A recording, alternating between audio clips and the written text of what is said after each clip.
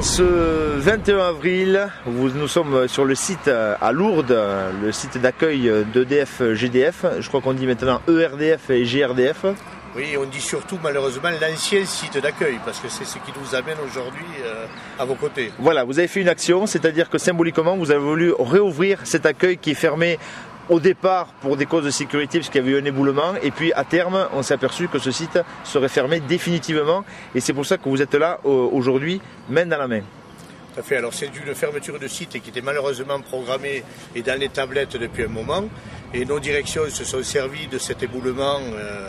D'ailleurs, des échanges assez vifs ont eu lieu entre notre direction et la mairie de Lourdes par rapport à ça, Le maire de Lourdes nous assurant la sécurisation du site et donc la possibilité aux salariés de réintégrer le site, et nos directions continuant d'abord par ne pas répondre à la mairie de Lourdes, ce qui est quand même un peu fort, et en plus en confirmant le fait que derrière le site resterait fermé. Alors, 3 syndicats aujourd'hui présents, main dans la main, pour défendre ce service public. Pourquoi aujourd'hui vous voulez qu'une agence comme celle de Lourdes reste ouverte ?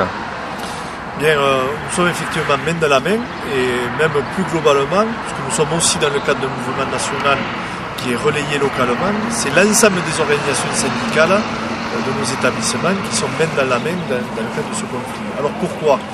Eh bien parce qu'on vient de subir des aléas climatiques importants, la tempête Klaus, qui a mis en évidence toutes les défaillances depuis 1999, qui était la précédente tempête, a mis en évidence donc les défaillances de RDF, GRDF, sur la capacité de réaction pour dépanner. Et un des éléments très très forts qui ressort, c'est l'élément clé, c'est la proximité. C'est-à-dire la proximité, si elle est plus au rendez-vous, eh c'est des temps de coupure qui sont beaucoup plus longs, une méconnaissance du territoire, du réseau, et avoir des gens qui connaissent très très bien le réseau dans la proximité, c'est l'élément clé. Et donc ce qui nous fait dire qu'aujourd'hui, on doit à tout prix pérenniser les sites de proximité. Il y en a 4 sur le département qui sont menacés. Il y a Montboguet, Bagnères de Bigorre, Lannemezan et donc Lourdes avec ce que vient de me dire ton camarade. On veut se saisir d'une question de sécurité qui n'est pas vraiment fondée pour le fermer définitivement.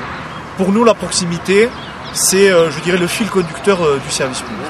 On pouvait s'apercevoir, pour être venu avoir besoin de ce service pour une maison neuve et avoir un compteur, je m'étais aperçu dans la salle d'attente qu'il y a des gens qui venaient à peu de revenus régler et bien tout simplement en liquide, et petit à petit pour les gens qui avaient des...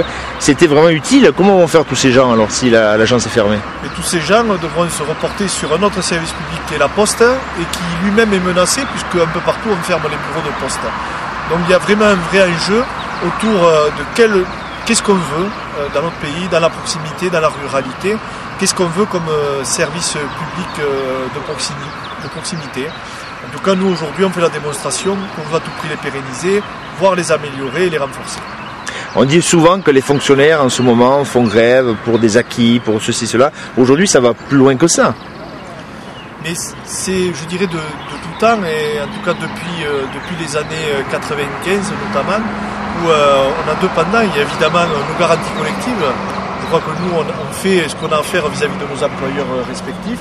Et puis, il y a véritablement ce pourquoi on est là, c'est-à-dire rendre service à la population. Et dès lors où, je dirais, c'est ce qu'on peut traduire par le cœur du métier est remis en cause, mais ça, pour les agents d'EDF, GDF et maintenant de ERDF, GRDF, c'est pas supportable parce que c'est une part d'eux-mêmes, c'est toute leur vie au travail qui tourne autour de ce service rendu au public et qui aujourd'hui est remis en cause, et c'est pour ça qu'ils sont fortement attachés. Alors on parle beaucoup de démantèlement du service public. Est-ce que vous pensez que fermer ces agences, c'est un début aussi de démantèlement d'EDF et GRDF? Bien sûr, le démantèlement il a déjà commencé il y a déjà quelques années, notamment par les différentes directives européennes qui datent depuis les années 90 on va dire, et qui aujourd'hui ne font que s'amplifier, notamment avec la fermeture de sites. Le problème c'est que, avec les élus aujourd'hui qui sont venus et avec le personnel, on tente de se réapproprier un outil de travail qui revient à la population française, de façon à éviter que les financiers ne puissent y mettre la main dessus et de faire des profits financiers qui pourraient se distribuer avec les différents actionnaires ou je ne sais quelles institutions qui, eux, n'ont d'autre but que justement celui-là, le profit financier. Nous, notre objectif, c'est de faire en sorte que la population, elle se retrouve à travers un service qui lui est dû, notamment au travers de l'électricité et du gaz. Ce ne sont quand même pas des énergies ou des trucs comme le tout venant. Ce n'est pas du yaourt qu'on est en train de vendre. Alors concrètement, qu'est-ce qu'il faudrait faire? Qu'est-ce que vous attendez à la fois peut-être des élus et de la population? Des élus, on attend qu'il y ait l'ouverture de tables rondes sur le moratoire de services publics. Déjà, c'est de leur ressort au travers des préfectures, au travers d'un certain nombre d'associations. Sur le public, nous, ce qu'on attend d'eux, c'est un peu ce que nous on attend, ce qu'eux attendent de nous, à savoir un service de qualité, de façon à pouvoir pérenniser un tant soit peu justement ce service public qui existait au siècle dernier, parce que maintenant on a quand même changé de siècle, et de façon à ce qu'il soit le plus productif envers la population, qu'elle soit démunie ou non, ou quelle que soit la situation économique dans laquelle se trouvent les usagers. On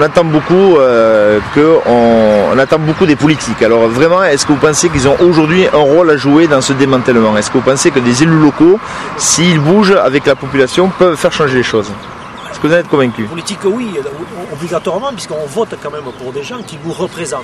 Donc on attend d'eux qu'ils prennent les bonnes décisions, qu'ils retrouvent une certaine lucidité, une certaine logique qui fasse qu'aujourd'hui, la totalité de la population puisse avoir des services, puisse avoir une société qui améliore la qualité de vie, qui améliore la vie de tous les concitoyens. C'est ça qu'on attend des politiques. Alors à terme, cette action que vous avez menée aujourd'hui, vous pensez qu'elle peut faire la réouverture de cette agence? Pourquoi pas? Oui, c'est un de nos objectifs, effectivement, la réouverture du service de proximité. Je peux rajouter peut-être un mot par rapport à cette question. Concernant la responsabilité des élus, il existe une charte sur l'organisation du service public en milieu rural, une charte nationale qui a été signée par les représentants du gouvernement, les représentants de l'État et l'ensemble des représentants des services publics, notamment ceux d'EDF et GDF. Et cette charte dit, elle est très claire, elle dit qu'avant toute réorganisation d'un service public, il doit y avoir une concertation poussée avec les élus, ça c'est le premier point, chose qui n'a pas lieu sur le département de Haute-Pyrénées, et que M. le maire de Lourdes a déploré, ainsi que M. Pujol, représentant de Madame la députée, et elle dit aussi que toute réorganisation doit avoir pour objectif d'améliorer la proximité et la qualité du service public. Donc on est à 10 000 lieues de cette charte, et je crois que la première chose, c'est que les élus, effectivement, ils ont un outil pour imposer le contenu de la charte au préfet. Ça, je pense qu'ils ont moyen de s'en saisir. Et deuxièmement, suite à nos pressions, nos interventions à tous et au personnel, on a une table ronde sur l'organisation du service public de l'électricité et du gaz sur les Hautes-Pyrénées qui va se tenir le 15 mai prochain au Conseil général. Et donc là, je pense que les élus aussi auront la possibilité de peser vers les pouvoirs publics, vers le préfet, sur justement les questions de l'avenir des sites de proximité notamment. Oui, si vous permettez, juste pour compléter, parce que nos entreprises sont rentrées dans une logique qui est purement financière et on s'éloigne complètement du service public, quoi. Le mot qu'ils emploient de temps en temps de service public n'a plus rien à voir avec celui que la population attend. Pour l'instant, c'est uniquement de la logique financière. Quand vous demandez si les politiques peuvent faire quelque chose, ben je crois que oui, les salariés, les usagers, les politiques, si on s'unit tous pour faire pression sur ces logiques financières, et on arrivera peut-être à revenir demain à un service public qui est attendu par toute la population et que les salariés n'attendent que ça pour remettre en œuvre de leur côté. Alors il faut ne pas penser que ça a été voté, ça a été décidé, donc on ne peut rien faire, on peut encore changer la donne. Bien sûr, rien n'a été voté par rapport à ce genre de choses. Il n'y a aucune loi qui impose l'externalisation des activités et les fermetures de sites.